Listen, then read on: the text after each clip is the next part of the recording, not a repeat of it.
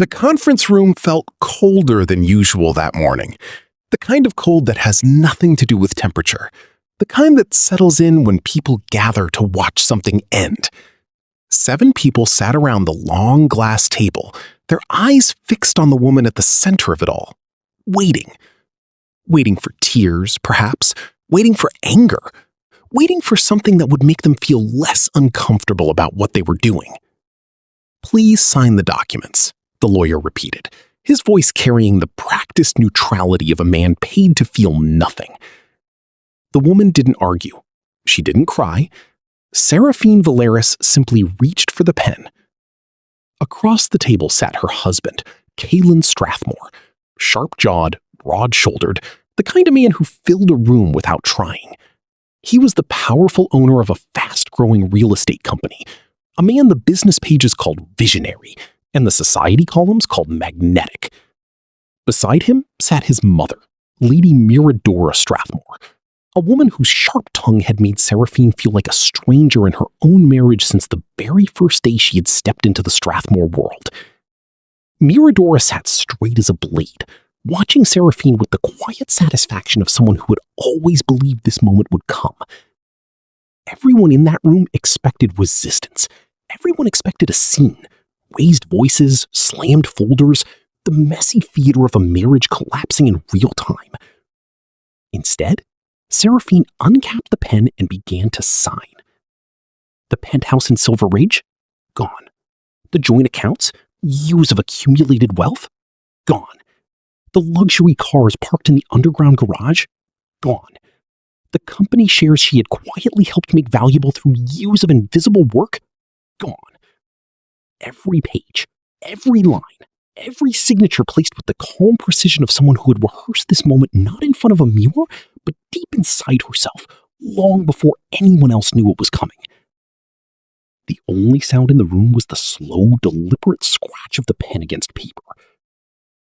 When she finished, she placed the pen down gently and slid the documents back across the table as though returning something she had never truly wanted. "Is that all?" she asked quietly. Kalen frowned. Something about her stillness unsettled him in a way he couldn't name. "That's it?" he said. "You're walking away from everything?" She turned toward the door with the unhurried grace of someone leaving a place they had already left long ago. But just before she reached it, she paused. Slowly, she looked back at Kalen, not with anger, not with sadness, but with the quiet certainty of someone who already knew exactly how the story would end. "You may want to review the access permit for the North Haven renewal project," she said softly. Then she walked out. 3 seconds of silence passed.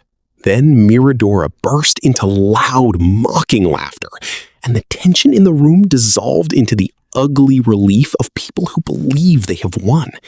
But Seraphine was already in the elevator, and by the time their laughter filled the conference room, she was already on the phone, her voice low and steady. Stage 1 is complete. To understand what happened next, you must first understand what Seraphine had endured for 6 long years. She had entered the Strathmore world as a brilliant structural engineer with a quiet confidence and a mind built for solving problems that other people hadn't yet realized were problems. She had married Kalen when his company was still finding its footing, when the debts outnumbered the assets and the vision was bigger than the execution. She had believed in him then. She had believed in them. But somewhere along the way, belief had been replaced by invisibility. At family dinners, Miradora spoke over her as though she were a piece of furniture that had been arranged in the wrong corner of the room. At corporate gatherings and industry events, Kalen introduced her simply as my wife. Never Seraphine. Never the woman who had spent the previous evening correcting a flawed load-bearing calculation that would have cost the company millions. Never the engineer whose quiet interventions had saved projects that Kalen's team would have driven straight into the ground. Behind closed doors, in the hours after dinner when Kalen was asleep, Seraphine worked. She corrected flawed construction plans before they became expensive disasters. She identified legal zoning violations before they became lawsuits. She renegotiated supplier contracts that would have crippled the company's cash flow. She did all of this without being asked, without being thanked, and without being seen. Because in the Strathmore world, she was only ever meant to be decoration. A beautiful, educated, well-spoken ornament on the arm of a man who was too busy being admired to notice what he had. 18 months before the divorce, Seraphine found something that changed everything. Not through a suspicious text message, not through a whispered rumor at a party, but through a corporate expense report. The kind of document that most wives would never think to read, and that Seraphine reviewed every quarter as part of the quiet financial oversight she had always provided, without anyone formally asking her to. Hidden among business invoices for construction materials and site visits was a hotel bill. Luxury. 2 nights. The name listed was Lyra Cassian, a consultant who had recently joined Kaylin's company. Brought in, he had told Seraphine over dinner, for her expertise in market positioning. Seraphine stared at the document for a long time. The numbers on the page blurred slightly, then sharpened again. She set it down. She went to the kitchen, made herself a cup of tea, and sat at the dining table in silence for nearly an hour. She did not cry. She did not wake Kaylin. She did not call her sister or her closest friend or anyone who might have encouraged her to act from the rawest, most wounded part of herself. Instead, she opened a notebook, a plain dark blue one she had been using for project notes, and she began to write. That notebook would become the blueprint for everything that followed. There was one thing Kaylin Strathmore had never thought to ask his wife. It was a simple thing, really, the kind of question a person asks on a first date or over a slow Sunday breakfast. He had never asked about her family. Not in any real way. He knew her parents were gone, knew she had grown up modestly, knew she had earned her engineering degree on scholarship. That was enough for him. But Seraphine's maiden name was Seraphine Damaris Veilcrest, and in certain quiet circles, the circles that shaped federal housing initiatives and urban development policy, the circles that moved slowly and deliberately and left very little trace, the Veilcrest name carried weight. Her grandmother, Aurelia Veilcrest, had been one of the first women in the country to be formally certified to oversee federal housing programs. Her father had spent 30 years advising government bodies on public housing expansion. Seraphine had grown up listening to conversations about zoning law and development corridors and civic land use the way other children listened to bedtime stories. She understood the system not just from the outside, as an engineer who worked within it, but from the inside, the way decisions were made. Kaylin's company was preparing for what he called the defining project of his career, the North Haven Renewal Project, a massive government-funded housing development that would build hundreds of homes in an underserved part of the city. Millions of dollars, national media attention, political support from 3 city council members. Kaylin had already begun to imagine the headlines, the award ceremonies, the legacy. He believed success was guaranteed. What he did not know, what no one in his company knew because no one had thought to check, was that the entire construction site had exactly one legal access corridor for the heavy equipment needed to build at that scale. One narrow, rocky strip of land running alongside an old drainage channel. The city had quietly sold it months earlier during a routine asset liquidation. It had been listed without ceremony, without fanfare, because it looked, on paper and in person, like nothing. A strip of unwanted earth between a chain-link fence and a crumbling retaining wall. No developers had wanted it. No one had wanted it at all. Except Seraphine. Using a small inheritance from her grandmother, money that had always been in her name alone, money that Kaylin had never known about because he had never thought to ask, she purchased the land through a modest holding company she had registered quietly 18 months earlier, Veilcrest Civic Holdings. Purchase price? $32,000. No announcement, no press release, no conversation over dinner. No one noticed. 2 days after the divorce papers were signed, Kalen's site manager called him at 7 in the morning. His voice had the particular quality of a man trying very hard to sound calm. "Sir, we have a problem." Kalen was still adjusting his tie. "What kind of problem?" "There's a gate blocking the access road to the North Haven site." "What gate? There's no gate on that road." "There is now, sir. Steel, padlocked, and there's a sign." Kalen felt something shift in his chest. "Read it to me." A pause. Then, "Private property, Vailcrest Civic Holdings." The name moved through Kalen like cold water. He sat down. Lawyers worked through the night. Documents were pulled, records were verified, land registry entries were cross-referenced.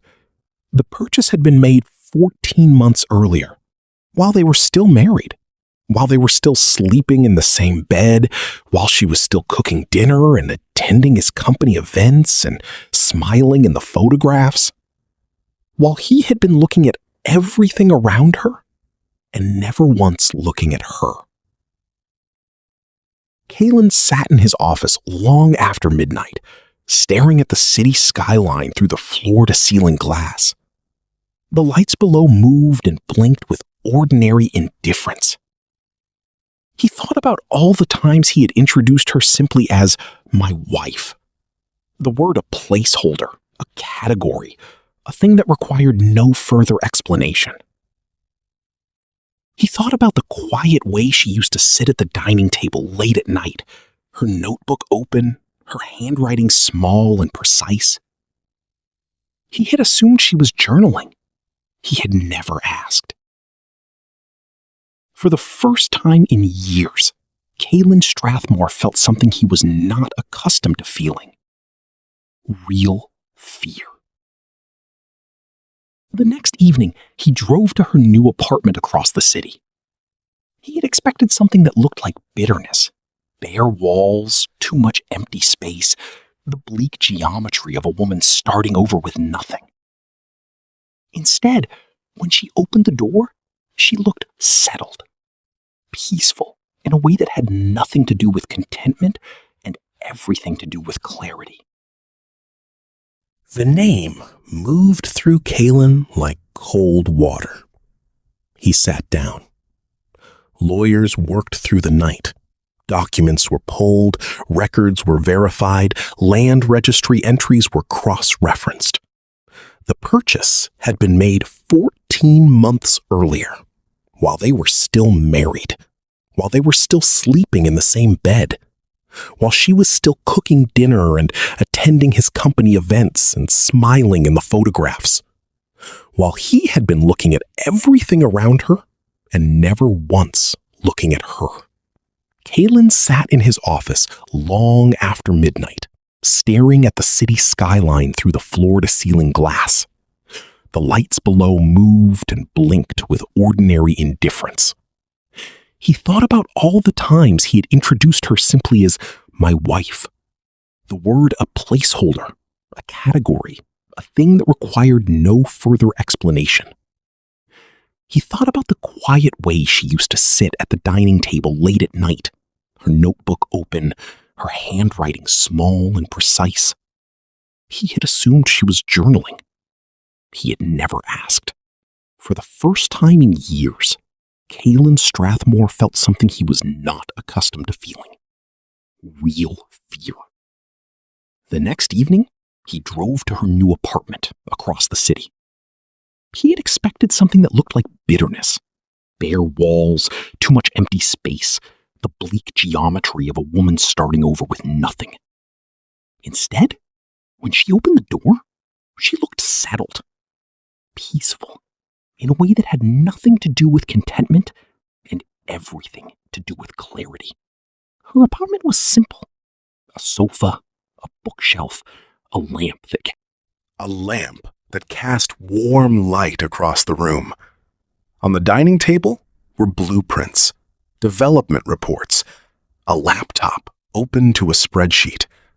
She had already moved forward. She had probably moved forward long before the pen touched paper in that conference room. "You came about North Haven," she said. It was not a question. Yes. He saw. She didn't make him stand in the doorway. She stepped aside and let him in, poured 2 glasses of water, and sat across the table from him the way she might sit across from any professional contact. She slid a folder toward him. Inside was a partnership proposal. Vailcrest Civic Holdings and Strathmore Developments. A joint venture, structured as an equal partnership, with Seraphine leading the project as chief developer and Kalen's company managing construction logistics. Every term fair, every clause reasonable. Kalen looked up from the documents. You could ruin me, he said quietly. You could block that gate for 2 years and let the whole thing collapse. The penalties alone would... I know, she said. Then why this?